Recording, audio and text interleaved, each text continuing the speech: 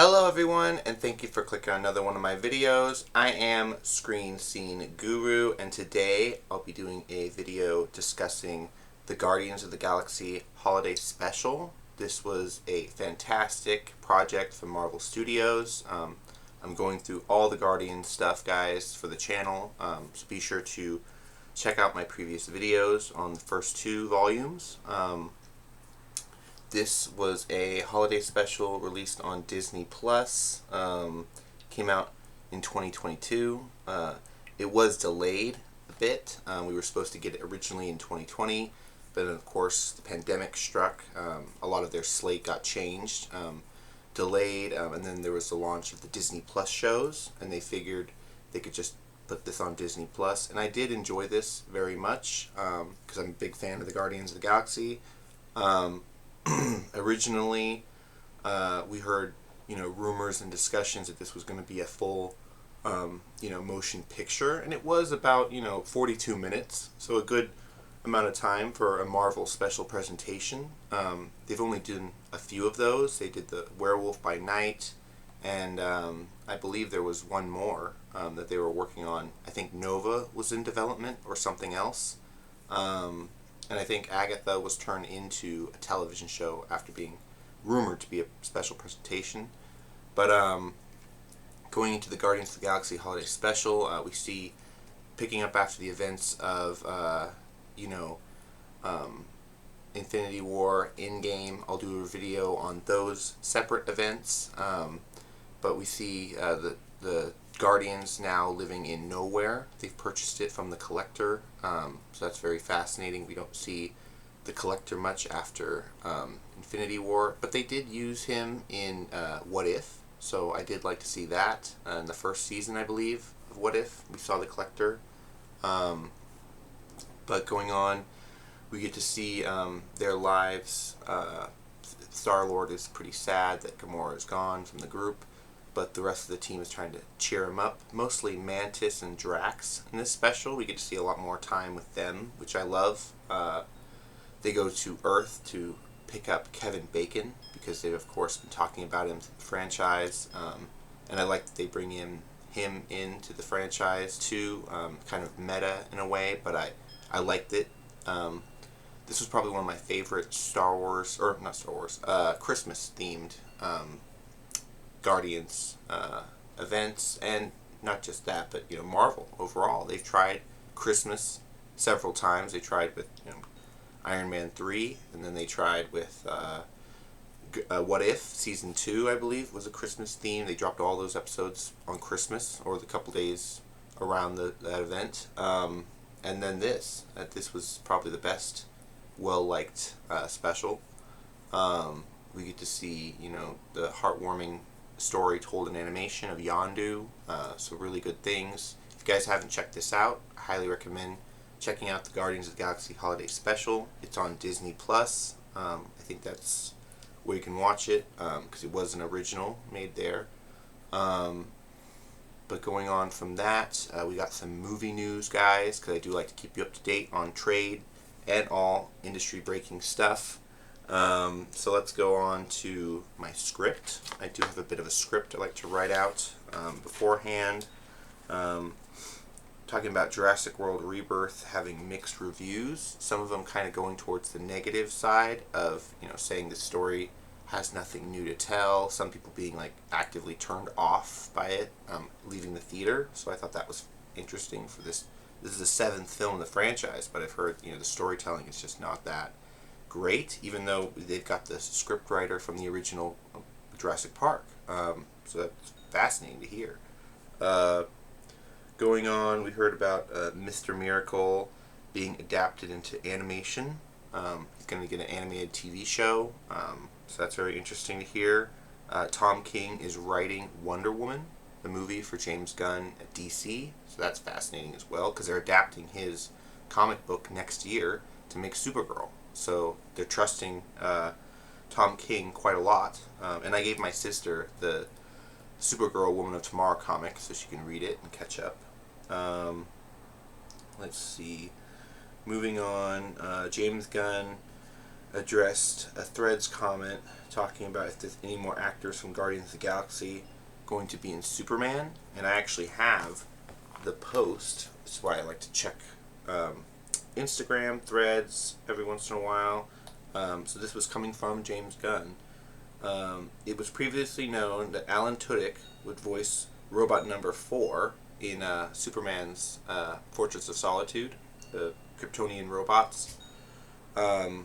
James Gunn reveals on Threads 3 others: Guardians of the Galaxy, Bradley Cooper, Michael Rooker, Palm Clementeith will also voice 3 of the Kryptonian robots in the Sanctum. So that's really fascinating to hear, guys. Awesome to see that they got Guardians back in the Superman movie, which we know Michael Rooker is going to play a new character in Peacemaker as well. So they're doing all this stuff. We haven't seen people like Chris Pratt return, or Zoe Saldana yet, or even Karen Gillan. But some of them are returning, which is fascinating to hear. Also got some trade news on the Lee Croyne Mummy film from Blumhouse is apparently done. It's wrapped filming. They still need to go into production, or not production, but editing and final draft. Cutting out things or maybe adding extra scenes. But Lee Croyne directed Mummy, so that's really cool to hear. Fantastic Four dropped its new final trailer, and a final poster, which looks great. Star Wars officially announced a new map of their universe, which is interesting to hear. And you can check it out online at Lucasfilm, or if you just look up a new map of the universe of Star Wars. Fascinating stuff to hear from that, but probably because Carrie Beck and Dave Filoni are getting ready to build a whole new slate of projects. I announced a couple weeks ago they are proofreading what is canon and what isn't, which is fascinating. But going on from Superman, the Kryptonian robot story, let's see, we've got Marvel Studios is no longer making the Assembled series, which is the behind the scenes, the making of television shows, which I thought was fascinating. I really liked these shows. They made them going back to, I think Loki had an Assembled. There was a couple of more. I'm not sure if Miss Marvel had an Assembled, but I think the movies had them. They were basically behind the scenes for the movies if you didn't buy the physical media. The Marvels, I think, had one, but then they stopped doing them right around the time Daredevil Born Again came out. Daredevil didn't get Assembled, and I think Agatha got an Assembled. I remember watching that. But yeah, so now they've officially announced from Marvel they're no longer doing them because they cost too much money, and they said not enough people are watching them. So that's fascinating to hear. But we do have Ironheart premiering. It's got its first 3 episodes out right now, guys. So are you watching Ironheart? Let me know. They dropped a new teaser, a TV spot during a sports game that looked very fascinating. It got a lot of people interested. The buzz, it was trending. So that was cool. Diego Luna called out President Trump on harsh immigration politics on, I think it was the Tonight Show or Dailies, one of the nighttime shows. But it was really cool to see him come out after his, big premiere of Andor Season 2. It was great. It was on the Nielsen charts, and pretty much everybody watched it. Let's see. Mobland on Paramount got renewed for Season 2. So that was really interesting to hear. Apparently the pitch for that was it was supposed to be a spin-off of Ray Donovan, which I was like, oh, I love the Ray Donovan series, guys. I need to do a video on that as well. But Brian Coogler recently confirmed Michael B. Jordan will have a role to play in Black Panther 3. So the rumors that were going around after Sinners was that he won't return. Yes, he is going to return. And Ryan Coogler was also spilling the tea this weekend, or yesterday, that, let's see, do I have his name? Oh yeah, Jake Schreier, director of Thunderbolts, which I liked. It unfortunately didn't make much money this year. It made less than Captain America Brave New World, which everybody seemed to dislike. I love that movie. But Jake Schreier, director of Thunderbolts, will come in to direct X-Men. And this is coming from Ryan Coogler. Apparently he's heard this. So that's very interesting. We've heard rumors about Highlander, a new character joining the cast. Henry Cavill led Highlander, and he even speculated on the internet he'd be working with someone he's worked with before. And now the news is broke that Russell Crowe will be joining the cast, and he will train Henry Cavill in the ways of being immortal. So that's very interesting. I love Russell Crowe. He's great. I think they're picking him because he was in the first Gladiator and also Robin Hood and other films. But recently, his Pope's Exorcist and other films have not been doing so well, so it's kind of an interesting choice, some have said. But like I mentioned earlier, Ironheart had a TV spot during a basketball game that was fascinating. Final Fantastic Four trailer dropped. Probably going to do a video on that later, guys. And James Gunn addressed on Threads comment about when we will get a live-action Batman, and he said it won't be until Brave and the Bold and Batman's own movie. So we're not going to be getting a cameo of Batman like we got in Creature Commandos again, unfortunately. That was kind of a tease. James Gunn was teasing because they didn't have an actor picked yet. But people have wondered, since they're doing so many animated shows, will they put him in another? And they said no, they won't. They're going to wait till live action. And whether or not that Batman movie is going to be called Brave and the Bold, I speculate, because their plans thus far of Superman Legacy, they dropped the Legacy part. Supergirl, Woman of Tomorrow, they dropped the Woman of Tomorrow. And I'm speculatory if we'll get a Brave and the Bold, or if it'll just be called Batman, their Batman. But interesting stories. I do have some comics to review real quick, guys. So be sure to like the video, comment down below what your thoughts are on all the topics, and check out the channel by subscribing. So and by following on TikTok, Threads, and Instagram at Scene Screen Guru.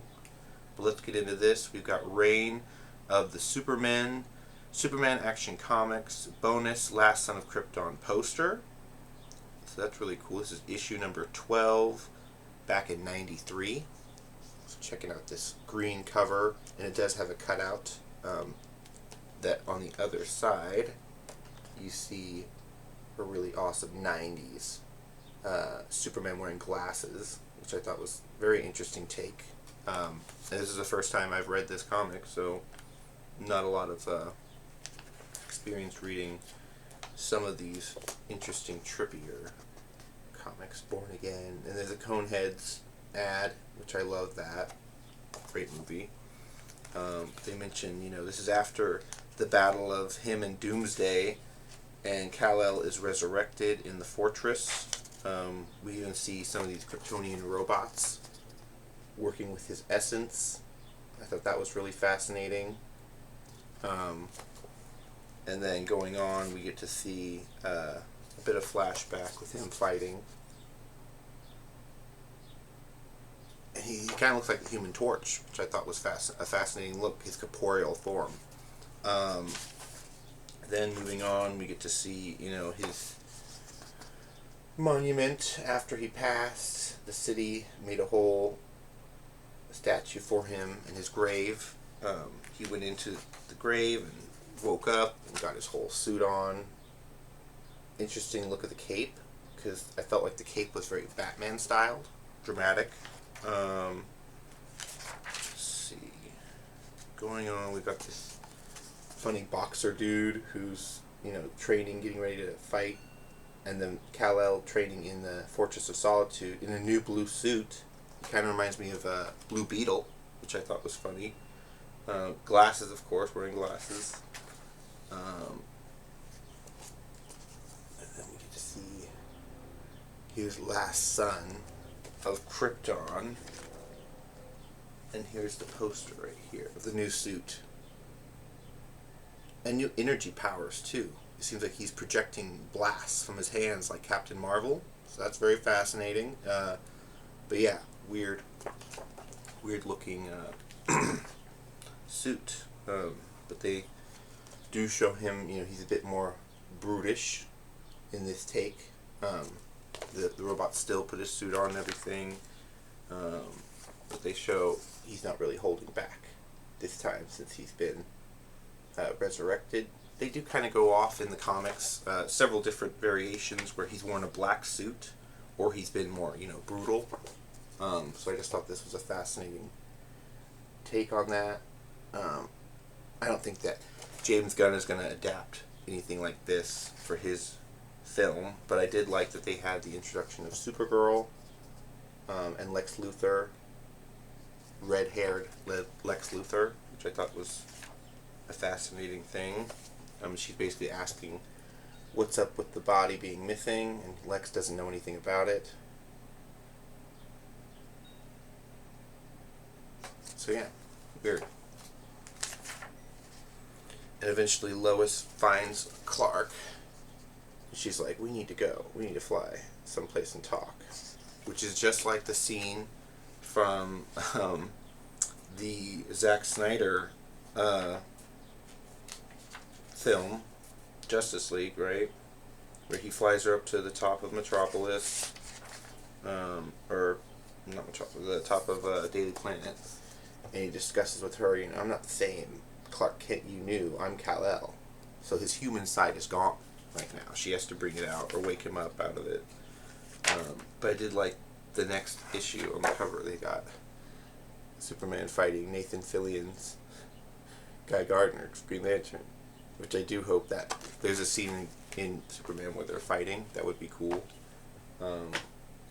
But there's a bit of a comic review for Superman, guys. Are you excited about the film? Let me know down below.